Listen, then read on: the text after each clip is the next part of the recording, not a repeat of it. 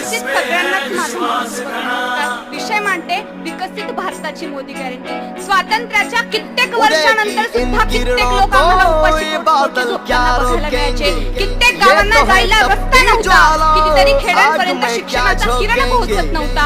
अशा परिस्थितीत तळागाळाच्या वेठेला अंगार बनून एक माणूस उभा राहतो। जगत धोंड्याची कठीण जाखट पायवाट दिवस प्रकाशाची पेरणी करत जातो। बघता बघता हा प्रवास त्या एका माणसाचा न जाता अनेक